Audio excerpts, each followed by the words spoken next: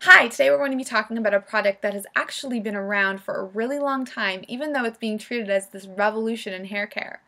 Dry shampoo is by no means a new invention. It's actually been around since the 1940s. The first product was the Mini Poo, and it was marketed from the 1940s until the late 1960s.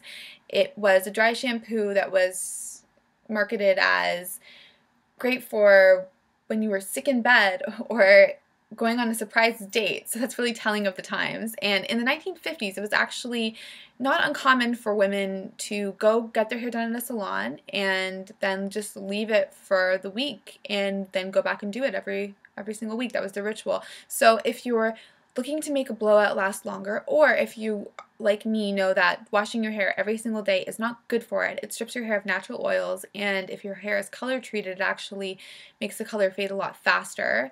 But you don't have to wash every single day because now you have all of these products, but they don't all work.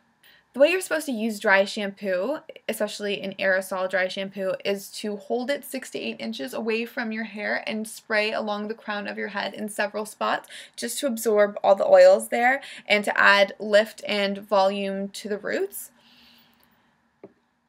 You'll see white appear, and what you're meant to do is just let it settle in and then brush out the excess or comb through with your fingers. However, you need to just style your hair in order to get rid of the white buildup that you'll see after you spray it. The first product that I will be reviewing that I actually don't have with me today is the Dove dry shampoo. It's effective in the sense that it works well, it leaves your hair volumized, it smells pretty fresh.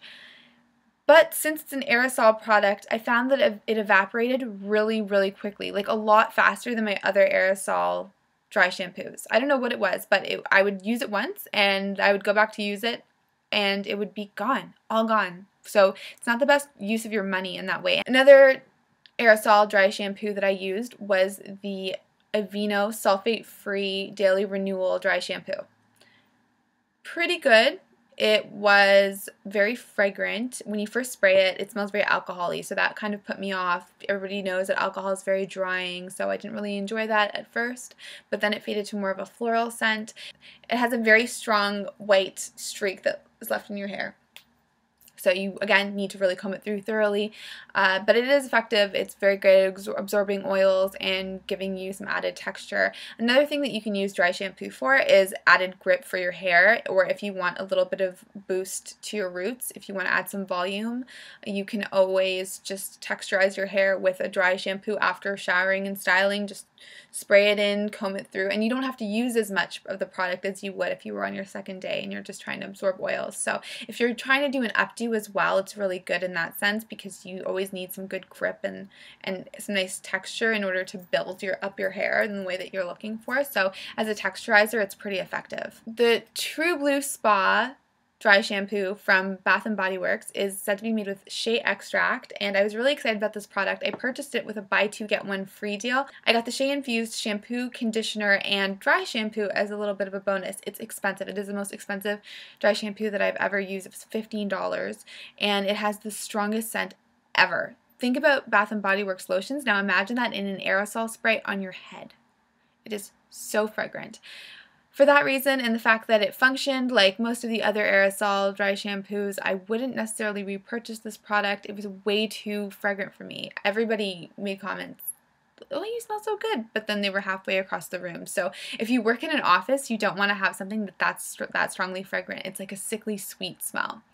So I wouldn't repurchase it because it's a little bit expensive, and again, like most aerosols, it did evaporate. Not as quickly as the Dove evaporated, but it did evaporate. So for a $15 hair care product, I would say that it's not necessarily worth it.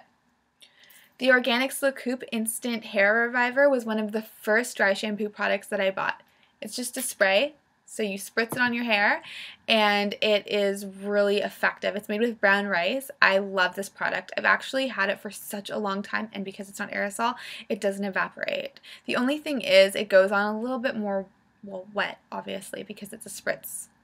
And it doesn't give you as much texture because it's not an aerosol, so it's not as drying or volumizing as the aerosols are, but like I said, it's lasted me forever. So if you're on second day hair and you're just looking to refresh, absorb oil, or add shine, it's pretty good. The other product that you can use on your hair that is natural, cost-effective, and quick is plain old baby powder. Now, most of these products are just made with baby powder. That's what they are. That's the main ingredient. So if you take baby powder, you use an old makeup brush, you dab it on, and you just apply it to your crown along the roots, you work it in, it will absorb the oils, it's all natural, and it smells really baby clean and fresh. So if you want to try that out, that's a pretty good way to absorb excess oils. It doesn't necessarily add volume or texture the way that these other products swear to, but if you're just looking for something to absorb oils, that is a really great natural solution.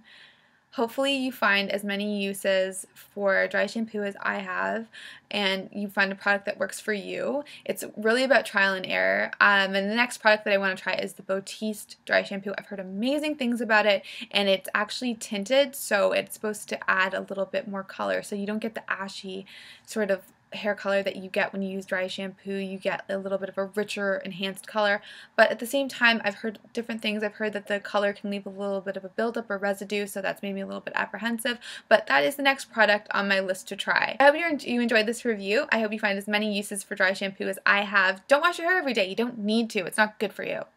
Take a break. Thanks for watching, and keep looking for more reviews and how-tos on Curate.